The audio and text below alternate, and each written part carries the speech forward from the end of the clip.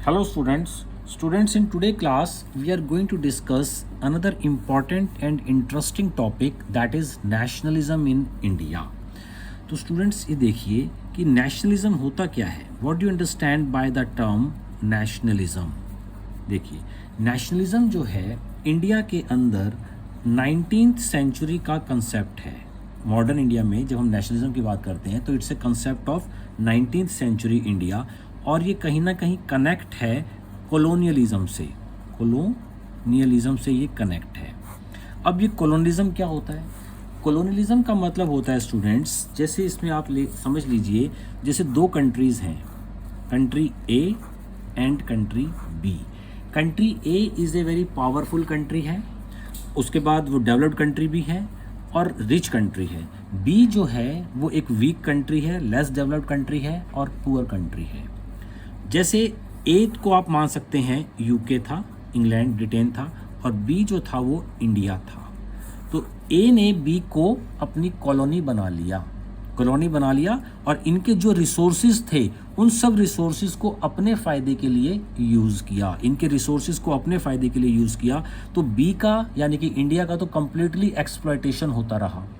हर field में उनका exploitation हुआ. इधर it was the social field, political field, economical field, religious field, her field में उनका एक्सप्लॉयटेशन हुआ और इनका हर फील्ड में प्रॉफिट होता चला गया. तो ये एक पैरासाइटिक ग्रोथ होती है. कौन सी ग्रोथ होती है? पैरासाइटिक ग्रोथ है. तो पैरासाइटिक ग्रोथ का मतलब है कि बी का या जो कॉलोनी बनी हुई है, जिस कंट्री को कॉलोनी बनाया है पावरफुल कंट्री ने, उसका एक्सप्लॉयटेशन होगा और उसका जितना लॉस होगा उसी रेशो में इनका प्रॉफिट होता चला जाएगा. तो that is known as colonialism. तो इंडियन कॉन्सेप्ट में मॉडर्न इंडिया के अंदर जो नेशनलिज्म का जो कंसेप्ट स्टार्ट हुआ वो कॉलोनियलिज्म के कंसेप्ट से कनेक्ट है. कॉलोनियलिज्म ब्रिटिश ने किया, इंडिया को कॉलोनी बनाया, तो उससे इंडियन पीपल्स के माइंड में डिसकॉन्टेंट फीलिंग्स आई, डिससेटिस्फैक्ट्री फीलिंग्स आई, वो उनसे कहीं ना कहीं हेट करने लगे. और जब दूसरे कल्चर से दूसरी कंट्री को वो अपने एक्सप्लॉयटेशन के लिए रिस्पॉन्सिबल ठहराएंगे तो अपनी कंट्री के बारे में उन्होंने पॉजिटिवली सोचना शुरू किया कि why we are the people of India and we are living in our country, then why these British people are exploiting our country. वो हमारा एक्सप्लॉयटेशन क्यों कर रहे हैं? तो ये जब कंसेप्ट ऑफ वाई स्टार्ट हुआ, WHY, तो ये जब ये वाई आया तो इस वाई ने हमें कहीं ना कहीं इंडिपेंडेंस भी दिलवाई 1947 में. तो ये जो कंसेप्ट था नेशनलिज्म का, उसके जो बैकग्राउंड में जो कंसेप्ट था वो था कॉलोनियलिज्म. अब जिसमें कॉलोनियलिज्म की जब हम बात करते हैं, जो मैंने भी आप लोगों के साथ डिस्कस किया कॉलोनियलिज्म, तो इसमें मोस्ट ऑफ द इंडियंस तो ये एक्सेप्ट कर लिया था कि दे आर बॉर्न स्लेव, कि वो जन्मजात क्या है, गुलाम बने हुए हैं. क्योंकि अभी तक उन्होंने क्या देखा था, सेवरल सेंचुरीज से उनको मुगल्स ने अपना गुलाम बनाया हुआ था, मुगल रूल था. उसके बाद ब्रिटिश आ गए, उनको गुलाम बना के रूल कर रहे हैं. तो ये कहीं ना कहीं इंडियंस के माइंड में बैठ गई थी बात कि we are born slave, we would live as slave and die as slave. हम जन्मजात गुलाम थे, गुलाम हैं और गुलाम ही रहेंगे. तो ऐसी कंट्री को रूल करना ब्रिटिश के लिए, जो कि के लिए बहुत ईजी था. ईजी इन द सेंस कि वो बहुत, उसका एरिया तो हमारे यूपी के बराबर है. इतना छोटा कंट्री है यूके कि हमारे पूरे यूपी के बराबर है. और इतनी बड़ी इंडिया को जो 3000 किलोमीटर है अराउंड, ईस्ट टू वेस्ट और नॉर्थ टू साउथ 3200 किलोमीटर है, इतनी बड़ी कंट्री को रूल इसीलिए कर पाए. क्योंकि यहाँ के लोगों के माइंड में ये बैठा हुआ था कि दे आर बॉर्न स्लेव. और ब्रिटिश पीपल जो थे वो रेनाजा हो चुका था यूरोप के अंदर, और उनका जो माइंडसेट था वो रैशनलिस्टिक थिंकिंग, एनालिटिकल अप्रोच और साइंटिफिक एटीट्यूड था उनके पास. इस वजह से that was the difference of the social structure of the UK was completely different from the social structure of the India. India में उस time social evils and abuses थे, child marriage, female infanticide, polygamy, पर्दा प्रथा, सती प्रथा, casteism. तो हम इसमें बटे हुए थे. इस वजह से हमारा जो माइंडसेट था वो कंप्लीटली नैरो माइंडसेट था, ब्रॉड माइंड था ही नहीं. हमें नेशनलिज्म का कोई कंसेप्ट ही नहीं था, रीजनलिज्म का कंसेप्ट था.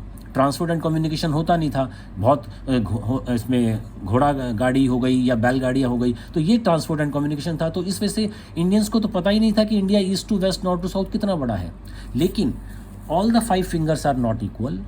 उस टाइम इंडिया में, मॉडर्न इंडिया में कुछ इंपॉर्टेंट पर्सनैलिटीज़ आई जिन्होंने इंडियंस को बताया कि what you were in the past and now what you have become in the present. जैसे दयानंद सरस्वती, उन्होंने 1875 में बॉम्बे में आर्य समाज की फाउंडेशन रखी। और उन्होंने बताया कि इंडियंस जो belong to the Aryan culture, Aryan race से आप बिलोंग करते हैं, और वेद जो आर्यंस ने लिखे हैं उन वेद्स ने जिन्होंने पूरे वर्ल्ड को नॉलेज दी है, Takshashila university, Vikramshila university, Nalanda university, ये सब हमारी कंट्री के अंदर यूनिवर्सिटीज़ हुई हैं। They were just like the Cambridge and Oxford of that particular time, and student from far countries, distant countries, foreign countries से यहाँ एजुकेशन लेने के लिए आते थे। और 1875 तक आते आते 19th सेंचुरी का जो पीरियड था उसमें इंडियंस जो थे वो कम्प्लीटली इलिटरेट थे। एजुकेशन नाम की कोई चीज़ नहीं थी हमारी कंट्री में। तो दयानंद सरस्वती हुए, राजा राम मोहन रॉय जिन्होंने ब्रह्मो समाज बनाया, स्वामी विवेकानंद जिन्होंने आर के मिशन को फाउंड किया, एनी बेसेंट थियोसॉफिकल सोसाइटी लेकर आई। तो ऐसे स्कॉलर्स ने, ऐसी रिनोड और एमिनेंट और पर्सनैलिटीज़ ने जब इंडियंस को बताया कि आप लोग क्या थे आप लोग और क्या हो गए हो, और यही हाल रहा तो आगे क्या होगा। तो ये जब बातें उन्होंने लोगों को बतानी शुरू की तो लोगों का जो माइंडसेट था वो चेंज होने लगा, और वो नेशनलिज्म की तरफ, रीजनलिज्म छोड़कर नेशनलिज्म की तरफ जाने लगे। तो ये फर्स्ट इंपॉर्टेंट कॉज था नेशनलिज्म का, that was the social religious reform movements. Arya Samaj, Brahmo समाज, ये हमारी कंट्री में एस्टेब्लिश हुए, और इन्होंने इंडियंस को बताया, उनका पास्ट बताया जो ग्लोरियस पास्ट था। उस ग्लोरियस पास्ट को समझकर जब लोगों की आंखें खुली, उनका माइंडसेट चेंज हुआ, और उन्होंने अपनी कंट्री के बारे में सोचना शुरू किया। और जब कंट्री के बारे में सोचना शुरू किया तो नेशनलिज्म हुआ, और ये इसमें फर्स्ट इंपॉर्टेंट कॉज था।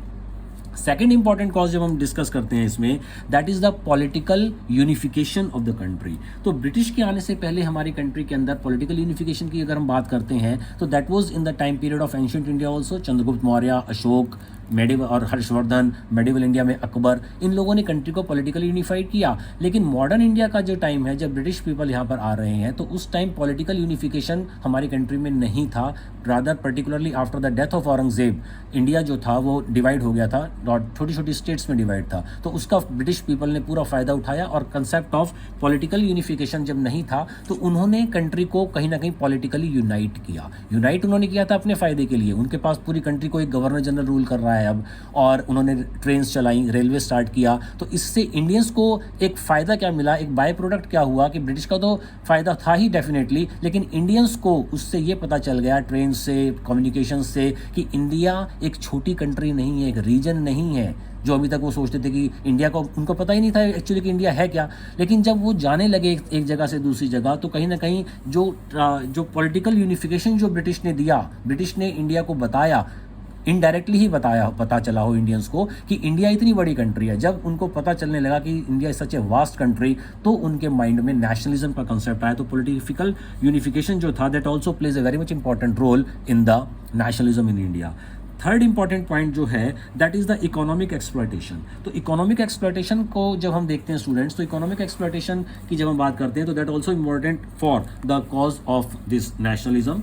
इसमें हम लोगों ने देखा कि ब्रिटिश के आने से हमारा ट्रेड, ट्रांसपोर्ट और कम्युनिकेशन तो राइज हुआ था, लेकिन दूसरी तरफ हमारा जो डिक्लाइन था, एग्रीकल्चर के अंदर बहुत डिक्लाइन होता चला जा रहा था, और पर्टिकुलरली विलेज के अंदर हमारा जो हैंडीक्राफ्ट इंडस्ट्री थी वो कम्प्लीटली ख़त्म होती चली जा रही थी, because people of this UK, उन्होंने हमारे फार्मर्स को फोर्स किया to grow particular crops only, और उन्हीं क्रॉप्स को बोला जो उनके फ़ायदे के लिए होती थी। तो यहाँ से रॉ मटेरियल ले जाते थे, और वहाँ पर जाकर रॉ मटेरियल्स लेके जाते थे, और यूके के अंदर उनकी मशीन्स लगी हुई थी, वहाँ पर वो उसको मैन्युफैक्चर्ड गुड्स में कन्वर्ट करते थे और वापस इंडिया में लेकर आते थे, और वो सस्ता होता था और महंगा और मजबूत भी होता था। तो that's why Indian started purchasing those goods, और हमारे जो पीपल थे, हमारा जो हैंडीक्राफ्ट था, वो कहीं ना कहीं पीपल जो थे अनएम्प्लॉयड हो गए। तो that was the economic exploitation that was responsible for the nationalism in our country. तो स्टूडेंट्स, नेक्स्ट क्लास में हम लोग जो अदर पॉइंट्स डिस्कस करेंगे, उसमें इंग्लिश एजुकेशन,